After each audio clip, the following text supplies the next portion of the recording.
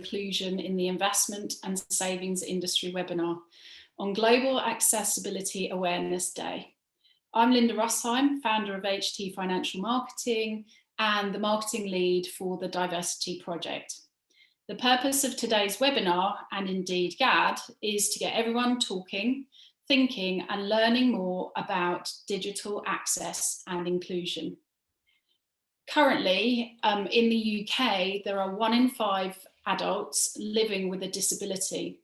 And in a recent workplace survey from the disability equality charity Scope, they found that 32% of disabled people and 22% of non-disabled people feel there is a lot of disability biases, while 1 in 3 people see disabled people as being less productive than non-disabled people, which is a big perception issue that needs to be addressed. Being inclusive is not just a compliance task, it is the right thing to do and is also good for business. By increasing access to people with differing abilities, we open ourselves up to new ways of thinking, higher levels of innovation and further potential customers. As an industry, we are behind and know we can do more in terms of inclusive marketing in its widest sense. So language access, communications, websites, online and offline experience, and so much more.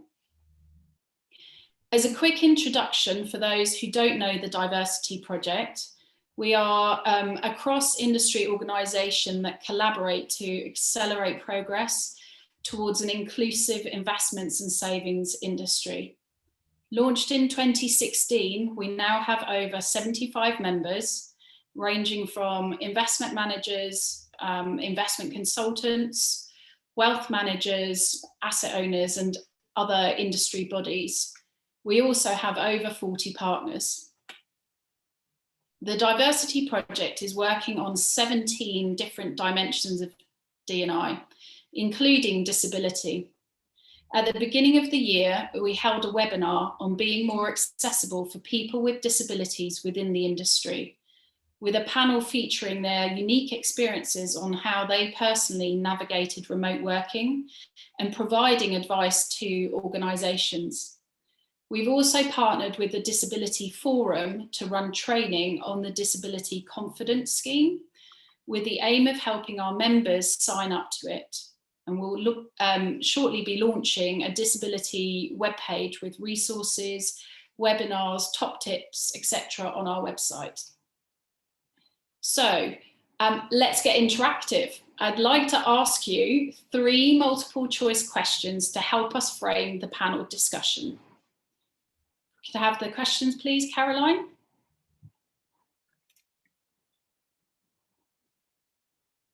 Thank you.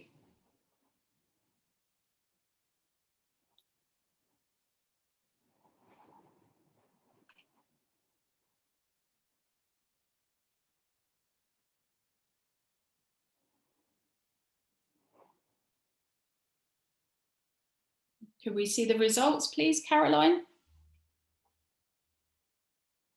Thank you. So, I think we can all see there's more work to be done. And actually, the answer to the first question is really high. It's 70%. And let me see. About 60% of you think your company could do more in terms of digital access and inclusion, which is great, and we'll be helping you further on that on the call today. And in terms of companies signing up to the Disability Confidence Scheme, we can give you some information about that later on. Thank you. So, did you know that 80% of us will acquire a disability during our working life? Visual, hearing, motor and cognitive are the most common types of disability and impairments, and the panel will discuss some of these in terms of accessibility and potential solutions shortly. From a personal point of view, I've been looking into this as my son is dyslexic. He is the 1 in 10 who is, and I've been looking at lots of different ways to help him. And here are some things that help him in terms of school, which I thought I'd share. Text needs to be really clear and plain English. The more adjectives and acronyms, the harder he finds it. So English comprehension is a nightmare in our house. He really dislikes it and finds it very, very difficult. Balanced fonts, what do I mean by that? The more kind of straight fonts, not the curly kind of fonts. It kind of all blends into one, he says. And in terms of font sizes, the larger the better. So 12 to 14 is good for him. Extra space around headings and between texts. Italics don't work for him, nor do double columns. And the list goes on. I mean, they're just a very small example there. And obviously it's different for everyone. But just in this example already, I've already learned pointers for myself in terms of the marketing materials that I produce for my clients. And again, I've just given a tiny little, little examples there. So I'd like to thank Sabina on this call for getting me more interested in this subject. And I would like everyone on this call to think about what their companies can do and what you can personally do to improve access and inclusion, and to think about inclusive marketing. You know, do you have a neurodiversity team within your company? Do you have a disability forum at your company? The next time you launch a new marketing campaign, why not run it past them first before you launch to see if you've missed anything? And I think you'll be surprised in some of the answers that you'll get. In marketing, we like to have colours that pop, moving images. That may be a bit too much. And if we toned it down a bit more, we could ensure that our messages are more accessible to more people. In terms of the diversity project, our commitment is that we will keep talking about disability and other areas of D&I and raise awareness. And we're also going to revamp our website to include accessibility improvements, which I'm happy with and is a good step forward. And so without further ado, I will hand over to our team of experts for what I know will be an interesting discussion covering why the industry is behind, trends, tech, the aging population, top practical tips, and much more. Over to you, Sabina. Thank you so much, Linda. My name is Sabina Jasińska. I'm the Global VP of Sales and Marketing at StoneShot, which is a digital agency and a technology provider specialized in financial communications. I'm also honored to lead from the marketing perspective the disability workstream at the Diversity Project, together with Tim Roberts, who is also with us on the panel today. And my interest in accessibility comes from introducing what's called accessibility remediation services for our clients. So those are services aimed at making your content, specifically website, accessible for people with disabilities. But I'm also an ex-attorney and a marketing professional, so I'm always interested in the area where law and marketing meet. And we live now in really interesting times when we have on one side an increasing number of accessibility regulations around the world, also in the UK, and also inclusive design that is going mainstream right now. And I'm joined today by 3 other experts who will introduce themselves. And let's start with you, Cordelia. Thanks, Sabina. Hi, I'm Cordelia Hughes. I'm the head of sales for our financial services group for RWS in Europe. RWS is a global provider of language services and technology. And so for us, as a language provider, the themes of diversity, accessibility, digital, and financial investor communications are fundamental to our work. Language is diverse. That's one of the key aspects of all of the languages we speak in the UK today. And in London, I think there are over 300 different languages that people speak, and it's a function of diversity. And the work of translation is all about removing barriers to entry to content. As my US colleague who's a specialist in this says, and I'll steal her phrase, it's about making content available to everyone in every language of every ability. We prepare a huge amount of digital investor communication in multiple languages for clients every day. So the whole topic is hugely important for us as a business. And with that, I'd really like to thank the Diversity Project for allowing RWS and allowing me to participate today. So really looking forward to it. Thank you, Cordelia. Tim? Hi, I'm Tim Roberts. So I work for Accessibility Asset Management in the global marketing team. I've been profoundly deaf since birth. So my mother had rubella, which is otherwise known as young noodles, because lots of women in the 50s and 60s missed the opportunity to have the vaccination. So rubella was quite a common cause of deafness in the 1970s. Given my age away there a little bit, anyway. So I've been in both mainstream and deaf education throughout my life. In general, I spent a lot of my life in what we call in the deaf community the hearing world. My partner's hearing, my family's hearing. I've suffered a lot of direct and indirect discrimination throughout my life, and this is one of the reasons I got involved with the Diversity Project, just trying to make sure that everybody, no matter their disability, can have the same access to services and workplace.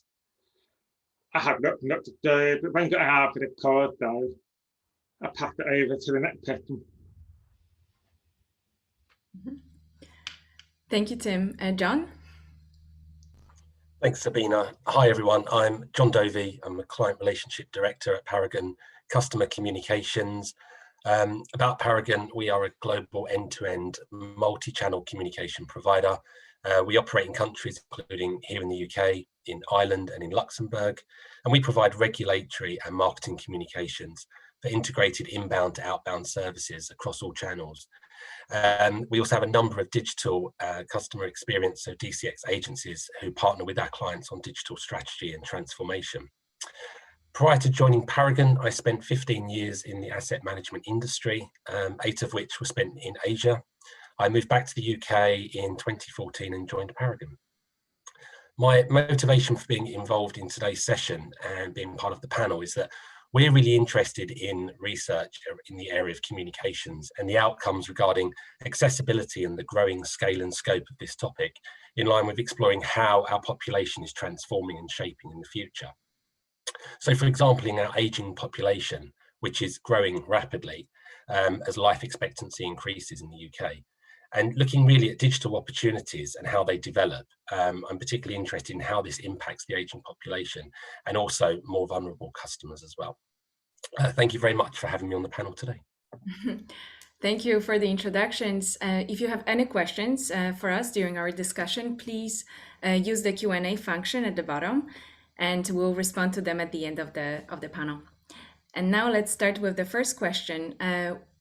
What does accessibility mean to you, and why do you think it's important? Let's start with you, Tim. So it's actually quite interesting because, funny enough, I was watching another panel event today because it's Global Accessibility Awareness Day, and I was watching this event about somebody showing how a screen reader navigates a website, so it's for a blind person, and the website was Rightmove, and they were just showing how a screen reader reads out all the different things on the website, and it got stuck at a point. It couldn't go past that point because the website isn't designed properly, and therefore that is why accessibility is so important to me. You have to make sure that your website or your apps are available in all formats, or they're easily adjustable. Can you blow them up? Can you change the colours? Is the text easy to read? Are there captions on the video? Otherwise, you deny people the right to that service. And I have, now personally, I've walked away from companies who aren't willing to help me or just don't provide that service. But there are sometimes times where we can't do this, and that's where people like me, we need to raise our voices and make ourselves heard in order to get better accessibility. Mm-hmm. Thank you, Tim. Cordelia, why do you think accessibility is important?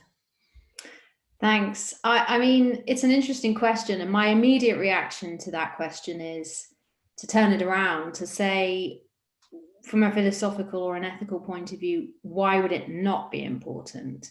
So how would it be reasonable only for certain sectors of society to be able to access content or experiences? If that's the case, then you perpetuate the dominance of only certain sectors of society, which is something I think we're all interested in changing. But from a language provider perspective, we think about it in addition to being important for those with mental disabilities and physical disabilities. We think about it in terms of access to language. So how can we optimize content for those people that have limited English proficiency? So specifically in the UK or in the US, we know that the statistics for those people, in the US, it's around 8% of people who have limited English proficiency. So they don't have access to content in that dominant language. And in the UK, around the time of the last census, which was 10 years ago, it was 1.3%. I know that the most recent census has come out, so it'll be interesting to see what the statistics are there. And also it was interesting to see that that census was in digital format for the first time. So you had to request access to the printed form. So that was a big shift.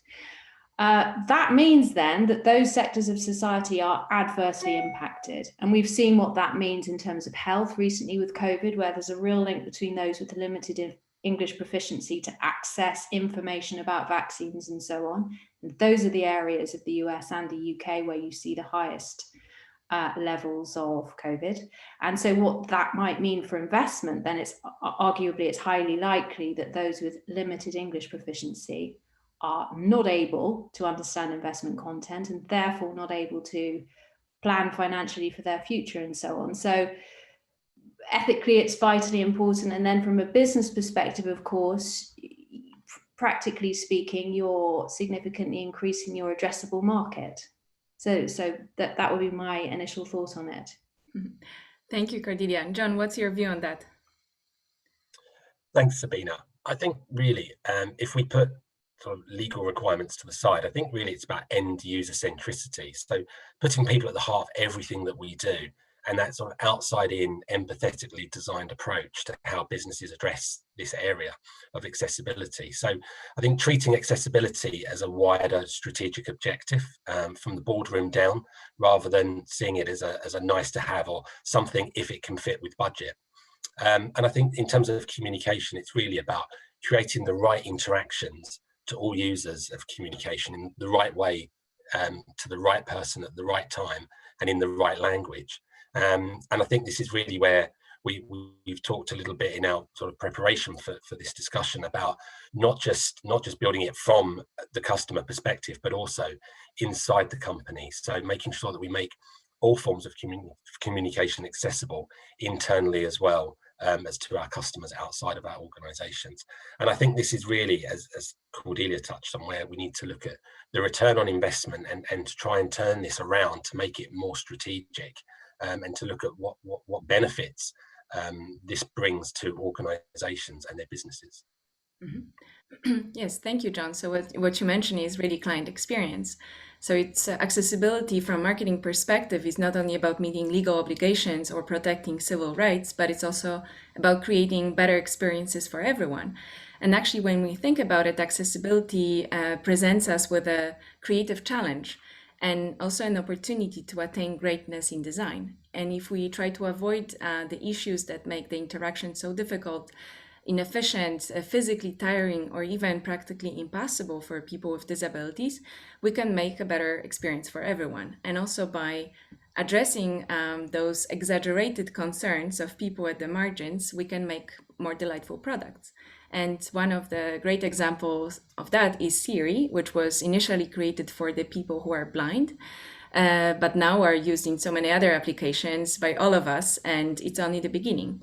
So even Tim Cook, the Apple CEO, said that when Apple works on devices or creates devices for people who are blind, they don't care about the bloody ROI, because at the end, if their goal is to create delightful products, and they want their customers to stay a loyal Apple customer, because at the end it is the customer that takes control of the buying journey, and only the brands and the companies that offer a great customer experience are going to stand out in the market. But we all agree that accessibility is important. So why then our industry is so slow to adapt? What do you think, John? Thanks, Sabina. So I think to open up this question, this is a really good discussion point, by the way, and I'd like to address this from both sides. So it's recognised that the industry has been seen and is referred to as one that suffers from inertia and as a very traditional culture. This naturally impacts the rate of adoption of new solutions and approaches. However, it's not to say that there aren't ideas and suggestions within the industry. And I think it's got to be recognised that the more innovative, the more creative-led projects have been hindered over the years by what is a very heavily regulated industry. We've seen change after change of regulatory and mandatory within very short time constraint changes coming in. We operate in a post-MiFID environment, and there is pressure on everybody, pension schemes, asset management, wealth management, TPAs, platform providers, to reduce costs across their operating models. We've also never seen so much competitive strategy. If we think about the number of acquisitions and vertical integrations, backwards vertical integrations, the sale of many retail investment books to platforms, and some of the regulatory and the directives have even tried to increase transparency in reporting that have come into effect over the years. But it still led to a very compliant set of rules being interpreted and being actioned by the asset and wealth management industry. Again, as I mentioned, within a very short time frame or by a certain point, which again can hinder those more innovative projects. So I think it's not necessarily addressed the level of engagement or understanding that's needed to engage more actively with end retail investors, savers and pension members. There's also the technology aspect as well.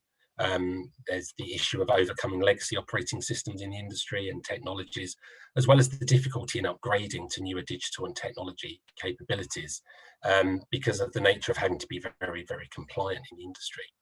And I think finally, on the subject of talking about industry inertia, there's also the inertia of the customer. So the traditional customer base of a very aging population that's previously not demanded a lot of change in the digital area. So I think therefore ultimately less investment in digital customer experience initiatives have been put into the industry. And I think really we're also seeing a lot of growth of D2C platform investment and investors flocking to those platforms. So I think this is really probably a very good time for that change to take place. Mm-hmm. Thank you, John. Tim? I think John answered the question for everybody. It's a great answer. I think John really hit it on the head about the culture. Some people actually still call me deaf and dumb because that's what their grandparents were told when they met a deaf person. You call them deaf and dumb. And they get passed down to the families, and people come up to me and say, oh, you're deaf and dumb. They actually don't use that terminology anymore. Just like you don't say particular words for people of colour, for example. I don't want to say the word on here, but and they're not acceptable anymore. I've also found that accessibility doesn't always fit in with the company's strategy, and John just mentioned that about Asian population. One of my neighbours who lives down the road, she's a PA who works for a company where everyone's a man, everyone's white, everyone's privately educated, everyone's over 40. There's no diversity. All the PAs are women. It's horrible. And she doesn't actually like working there very much. But then that's why the diversity projects was sort of formed. And lots of people on the call are part of the diversity project to help make that change. And I'm not just talking about the investment industry, but other industries as well. So there's another initiative called the Valuable 500, and Caroline Casey, who I've met many times, and she's trying to get the message spread out. I know from a personal perspective, sometimes the negative publicity can outweigh the positive effect the company thinks they're trying to do. So, hopefully companies will be quicker to adopt and change, because if they don't, they're going to fall way behind. Thank you. Thank you, Tim. Yes, valuable 500. Cordelia? Thanks. Yeah, I mean, my answer would echo what the comments that John and Tim have made. So I think thinking about it from a global perspective, I mean, as a language provider, we work globally and in all different countries and regions. We see that from a client perspective, actually adoption is much higher in some regions than in others. So in the US, for example, partly driven by regulation, John touched on regulation, you have the Americans with Disabilities Act, the ADA, which is closely related to the web content accessibility guidelines that we follow for the content we work on in the US. And under that, the 508, the rights for those with disabilities to access digital content. So the work that's being done in the US and in Canada on financial regulatory information is much more active among our clients than that which is being done here in Europe, which is interesting. And arguably it might be driven by regulations, and it might be driven by America being a particularly litigious society relative to the culture that we have over here. And it might be a thing of fear, but it's nonetheless an impetus. And so I think we're starting to see that spread over here. And in Europe, I know that the Web Accessibility Directive, which is a directive and not a regulation, so slightly softer, is being reviewed at the moment. And one of the aspects of that is, are technology providers and is the provision in the market fit for purpose? It's going to be one of the things that they're looking at, because it's all very well us talking about having to do it, but can it be done? So is there provision out there from a technological and service perspective to make these things happen? So I think that's quite important, because we hear a lot from our clients that they absolutely are bought into the concept from all sorts of perspectives, but they would do a lot more of it if it were easier to do. And so that's really something that needs to be discussed. I mean, the asset management industry is a self-professed latecomer to the world of digital. They're very comfortable with analog ways of providing information and content, but have had to go through that whole change over the last 5 years. So then this is an additional thing. So those would be my thoughts on it. Thank you, Cordelia. And as you mentioned already in the introductions, accessibility can significantly increase addressable market size. But on the other hand, by disregarding accessibility needs of a disabled group, you really narrow your audience. And what Linda mentioned at the beginning, 1 in 5 adults living in the UK have a disability. So it means like saying no to every 5th customer entering your store, and no thanks to millions of pounds every year in revenue. And if we think about how many people with disabilities are out there in the world, it's 1.85 billion people, which represent a buying power of $13 trillion US. So the heavy penalties that Cordelia, you mentioned for failing the accessibility compliance, it's only a fraction of the cost that those companies pay for lost customers, reduced revenues, but also damaged reputation that it's hard to measure. So now I have a question about some important trends that you see, and also emerging tech, and also COVID. That taught us anything about the need to address accessibility challenges. What do you think, Cordelia? Thanks. That's very, very topical. It's absolutely been the case for us that we've seen a real spike over the last year across our client base for requests for sign language interpreting assignments, for captioning, across the whole gamut of content remediation. We've seen a real increase in requests for that. I mean, the sign language interpreting for technical assignments is a really key one. And just this week, we've had a couple of requests for sign language interpreting for interviews.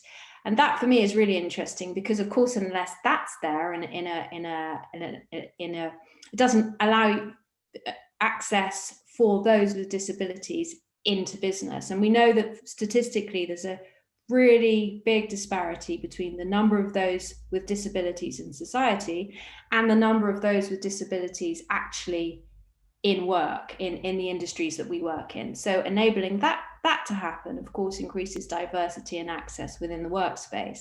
So that's been really interesting. Why is it happening? I think, as with many things with COVID, there was often an impetus for things to happen already, but COVID kind of turbocharged it. So I think there's that, but there's also ESG, which has been much talked about, of course, within our industry. And so for us, I think that our clients are thinking about the S part of the ESG, the social part of it. What should be provided to people? What access should everybody have in terms of their investment materials and in terms of what's provided to them and how it's provided? So I think that the combination of ESG and COVID is probably driving that spike in requests for accessible content, but we think it will continue after COVID's gone away, and rightly so. Thank you, Cordelia. And Tim, what emerging technologies do you see? Yeah, so Cordelia, the captioned my lifeline. So we have captions on the call, on the screen, but what some companies are trying to do, and I think it's the question that just got asked in the chat about automated captions. So a lot of the companies are trying to push for automated captions, and unfortunately it doesn't really work very well in a specialised role like banking, because we use a lot of jargon, we have abbreviations, we have words that they don't really fall into the everyday English language.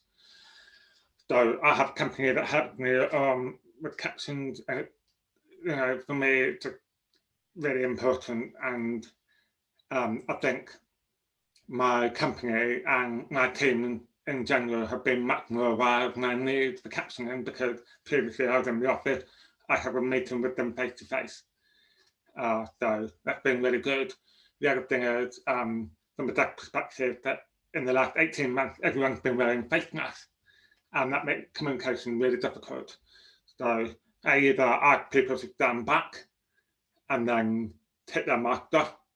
Sometimes people are not willing to do that, and then we have to use mobile phones where people talk into the phone, and then the caption come up, if you like.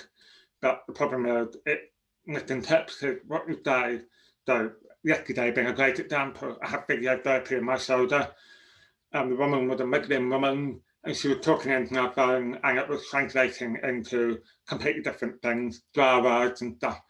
Fortunately, she saw the funny side of it, but she wasn't able to take her mask off. And technology is there, but it's not quite where we need it to be.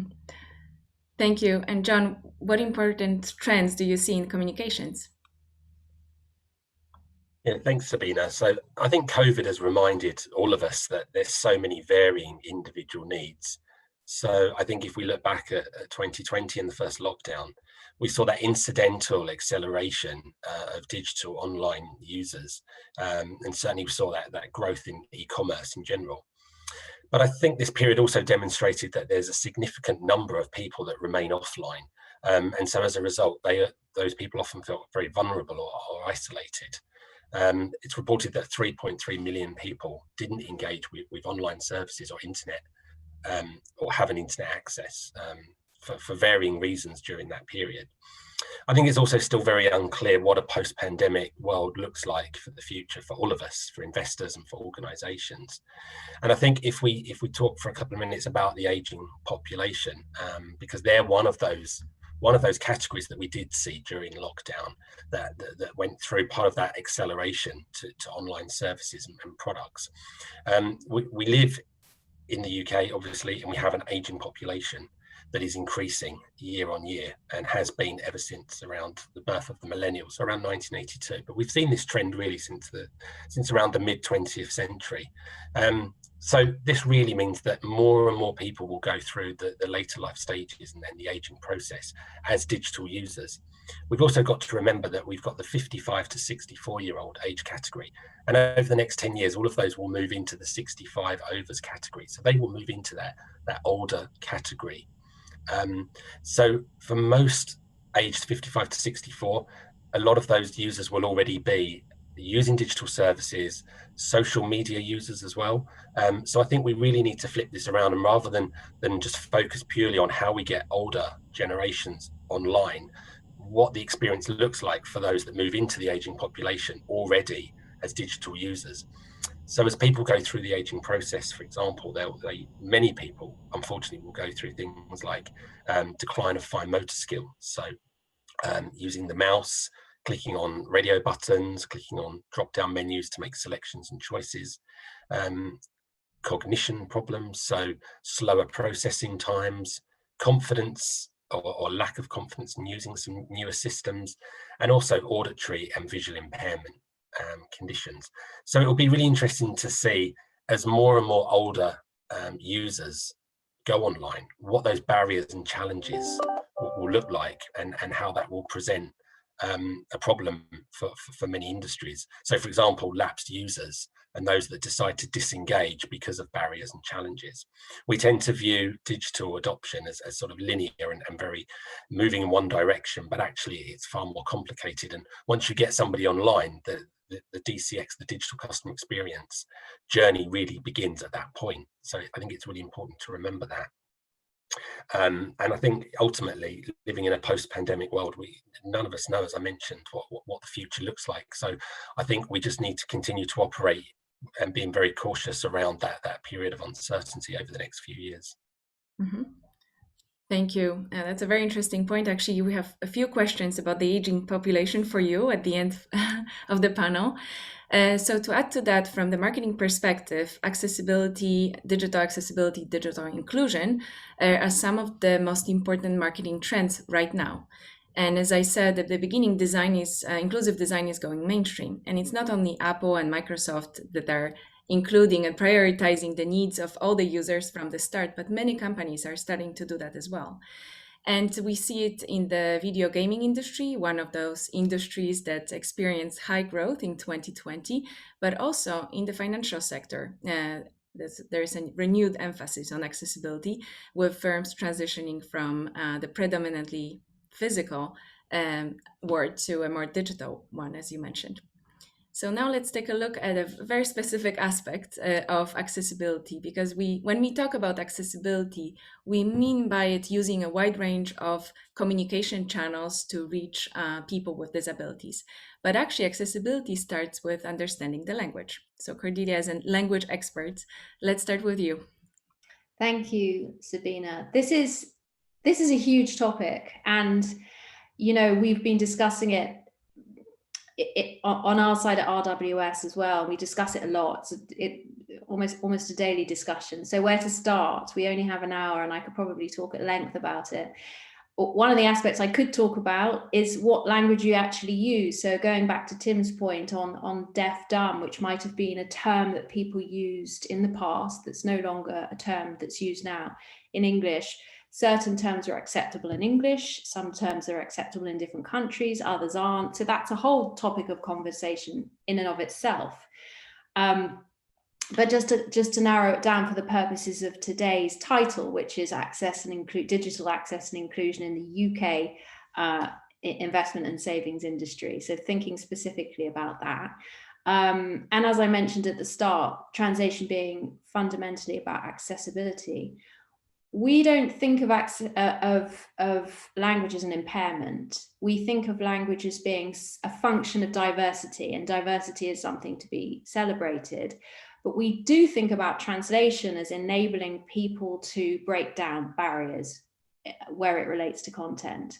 So being very specific and thinking about investment materials, let's think about a key investment information document, for example, relevant to today's topic. How's that put together? An investment objective in that document, is it understandable for people with limited English proficiency? Is it complex? Is it understandable for the person on the street? That's really a starting point. Is it in plain English? And then can it be rendered or remediated for accessibility? And then can it be translated into people's language? Not just perhaps in a cross-border sense, but here in the UK, can it be presented to those with limited English proficiency in a minority language? So I think that just touches on a few areas of consideration. And if we truly want to provide investment content to everybody, all of those things need to be thought about. I mean, the aim of investment content is very often that it's comparable, so that you can compare one against the other. If one is very complex, how on earth are you supposed to make that comparison? So there are a huge number of aspects to this, but they all actually come back in some way to language, or indeed have a language element to them. So that would be my sort of starting point on it. Thank you, Cordelia. So Tim, what's your view on this topic? So I'm going to shake a bit here because I was actually asked a question 2 days ago. Though I work for Accessibility, and somebody was talking to me about how communication and how Accessibility has really helped with their technology and services. And I thought I was going to answer the question in 2 different angles. So if I go to a branch and I talk to somebody about a mortgage, I can do that quite easily as long as the mortgage advisor is in front of me and I can connect with them and then they talk to me. And if there are any words or terminology that I don't understand, as Cordelia mentioned, keeping it plain English, then for me to read the document, because sometimes them talking is quite hard and reading it's much easier. But then if I flip to the other side of my community, if you like, the deaf community, and if somebody has a language, a British Sign Language, as the #1 primary language, then they need a bit more help. And previously, people were told to go away and find an interpreter and bring them back to the branch, or bring a family member to the branch as well. Now, they don't have to do that anymore. They can go to a branch and the branch person can sit them down with the mortgage advisor and they can communicate to the mortgage advisor through a WhatsApp called video. So that had really helped get people to access and communicate with the mortgage advisor themselves independently without the father being there or somebody who's got nothing to do with them. Then I think that's really important that we make sure those things are available for everybody. Thank you. John? Yeah, thanks, Sabina. I think really the industry has been very aligned with meeting language that really sort of adheres to legislation disclosure. And I think that there's not really been enough differentiation between end retail investor communication language versus institutional. They're very different types of clients, and they in their own right, they really require more bespoke language. I think targeted language is also needed more and more because as we have an intergenerational spread of next users versus the other end of the approach, the aging population, minority groups, specialist groups, we know that women are less represented in investment. And I think language is really key here to addressing some of those areas. The FCA have released a paper at the beginning of the year back in February around treating vulnerable customers fairly. And in that finalized paper, they talk a lot about the use of plain language and trying to demystify almost and trying not to overcomplicate and trying to break down some of the complexities around how investment works and how some of the terminology, I think, as well in the investment products. So I think these are really key areas that need to be looked at. Mm-hmm. Thank you. So you all mentioned the plain language requirements and also the key investor information documents that need to be written in a language for all of us to understand what we invest in. But when talking about some regulations, there is a new legal act in the UK, the Public Sector Bodies Accessibility Regulations, which require that the website text is simple and possible and easy to understand, accessible, informative, and in general that the government communication is clear for the public and they can understand it and use. And here, actually, I would like to move to the next part of the panel, which would be sharing some practical tips of what we can do, what our companies can do in order to make our communications accessible. And I would like to start here with some practical tips for the websites, because we all know that making your website accessible is really a challenge, because it represents hours of work and lots of effort to adapt all the formats and all the channels that you communicate in all the language versions. So that's why app developers and website developers should include universal design principles from the start of the project, instead of doing fixes at the end. And that also applies to emails, bots, chats, video, even the events that you organize, PDFs. So all those communication channels need to have accessibility rules integrated from the start of the project. And if we talk about the website, some of the main tips are, first of all, colors and contrast. So do you have sufficient contrast between the text and the background? And that applies to your website, ads, even your logo. Font, you also need to offer large print, or the content needs to enlarge well on the website. Videos need to have captions, and audio needs to have a transcript. And here you can see the captions thanks to Tim Roberts' help, but also this webinar is going to be subtitled, and we are going to share it with you next week. Menus, so all menus need to be, and controls need to be operated from the keyboard for people who cannot use a mouse. Headings need to clearly communicate the document structures. The titles need to be clear and inform well about the topic and the purpose. The order needs to be logical. We also need to avoid flashes, because flashes and content that flickers can trigger seizures where people with epilepsy. And finally, we have to avoid any informations that use visual characteristics. For example, click on the circle on the right, or fill out the red text, or click on the blue button. So this is something that we should not be using. So those are some tips for the website. But Cordelia, a question for you. Could you please give us some practical tips for language accessibility? Thanks, Sabina. I mean, there are a huge number of very specific technical, practical tips that we could provide as a language business.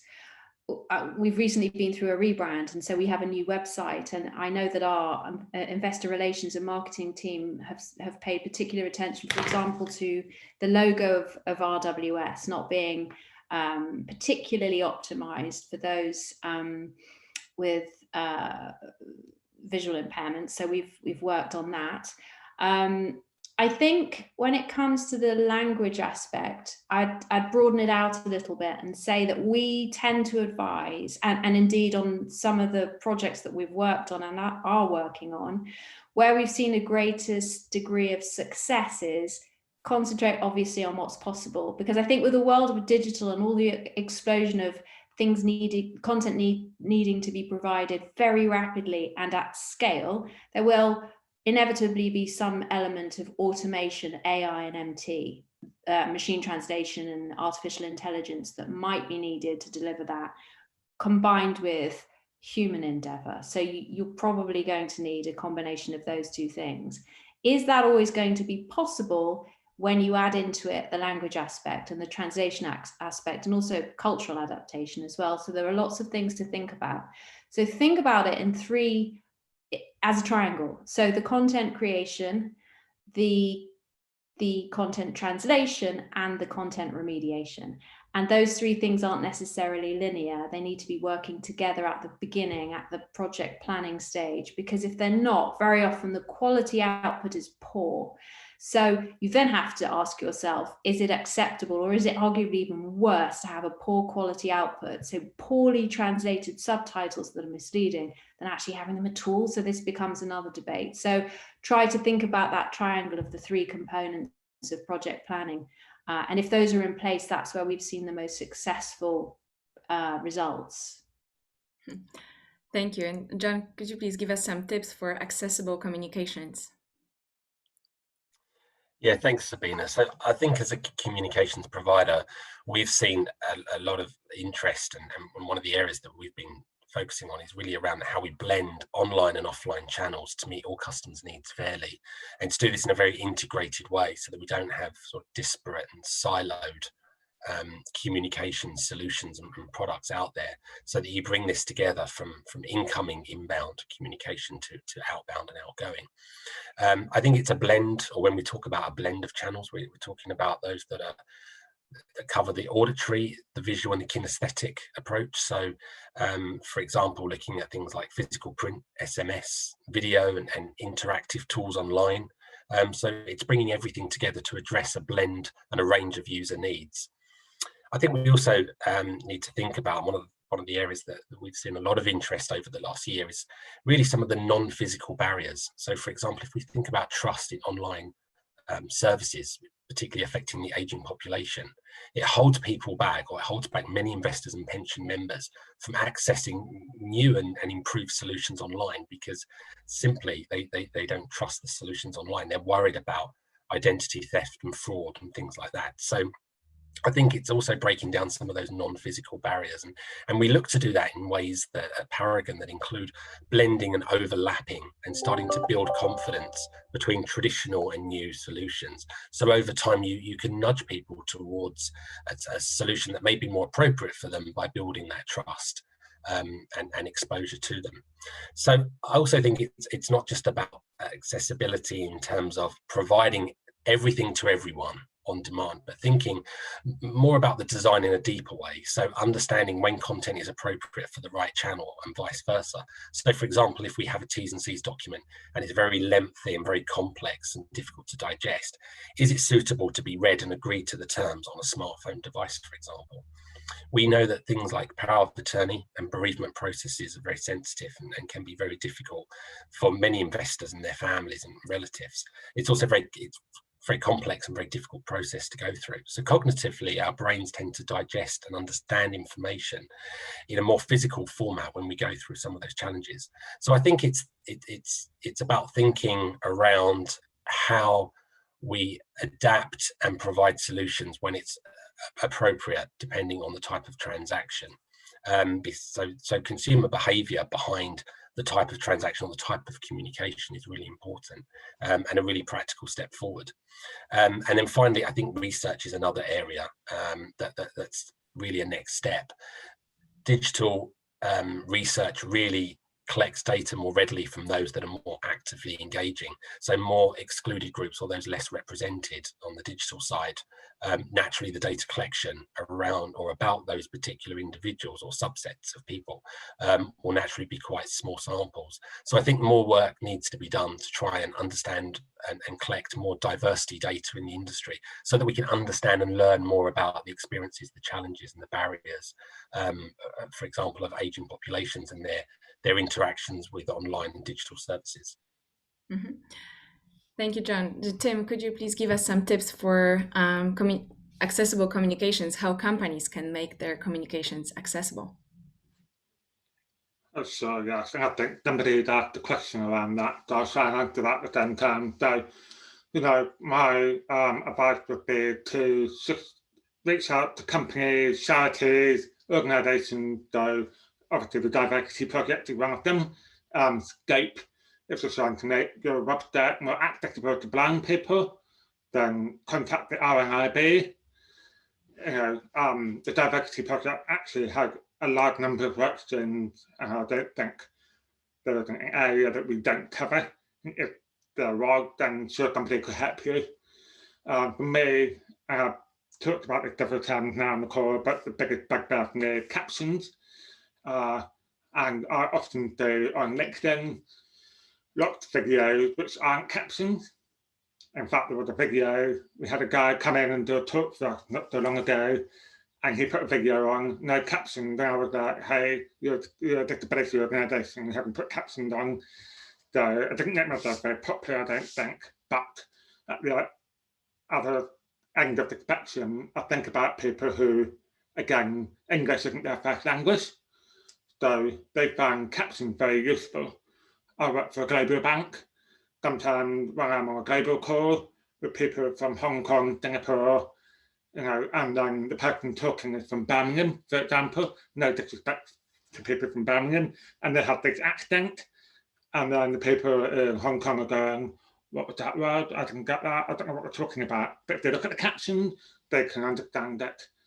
So, and even Stephen Fry mentioned it recently on LinkedIn.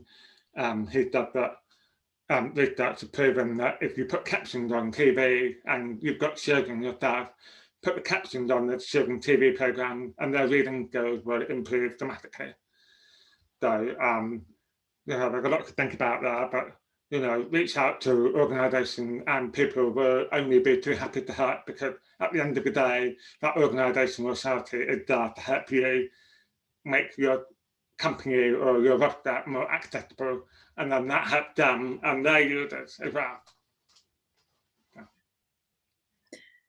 Thank you, Tim. We see quite a lot of questions here in the Q&A. I'm not sure if we have time for all of them, but there's one actually about the company culture. Alejandra from RWS is asking, there are several aspects to take into account when wanting to become more accessible as company, which involves the participation of different departments. What would you say is key to make sure that this is embraced as a part of the DNA of organizations rather than just one of the actions? So Tim, what do you think? Oh God, I'm just going to take all that in. So for me, the best thing to do in making sure that everything is part of a company DNA is to get an executive sponsor. So somebody really senior in the organisation to help you. It's easier than you think it is. So again, I'm just going to talk about accessibility because one of the things I was trying to do was to establish a deaf and hard of hearing network at accessibility, and we had a new chief financial officer come in, and somebody said to me, "Oh, did you know he's deaf and deaf? He's got hearing aids." And I reached out to him, and now he's head of the Ability Network. He's our executive sponsor, and he helped push things through and make sure that communications are much more accessible. So reach out to somebody, reach out to HR, and if you're struggling or you don't know what to do, reach out to the Diversity Project, because they'll help you in finding out what to do. There's also another company called Purple Space, which is really good for employee networks as well. Thank you. Maybe last question that I will direct it to John. Quite a few questions about the aging population. So this is Julie asking, my company sees a lot of age-related conditions when customers call us. We would benefit from giving some customers more information on the tools that could support them. How can I find out more about those? Yeah, thanks, Sabina. I mean, just firstly, if there's several questions about aging populations, we're happy to answer those outside of the webinar if there's not time today. But I think to address that point, that's really about looking at the digital customer experience of a particular age category. And I think the way to do that is probably to send some information to that particular person. I mean, obviously, the approach is really to be aligned with your strategy and really your end goal. But I think the digital customer experience is really the model that you need to look at. So it's looking at, firstly, what the interactions are, so collecting more information about some of the barriers and some of the challenges, and then looking at what those are more widely, and then looking at how you can address them from a consultancy perspective. So I think I touched on it earlier, things like small radio buttons, drop-down menus, choices, thinking about slower processing times as well, and thinking about how people can lose confidence, particularly if they adopt newer online and digital solutions in that older age category. So we need to really think about the end customer journey and the experiences and interactions that they're having with your website and your online services, and then building out that sort of very empathetically designed approach to working through them. I think ultimately it's something that has to be worked on the whole time. It's not something that's a one-off project to get it into the perfect model. I don't think the perfect model exists, and I think it's something that will require revisiting along the way. But certainly DCX is probably the place to begin. Thank you, everyone. I hope you found this webinar as fascinating as I have.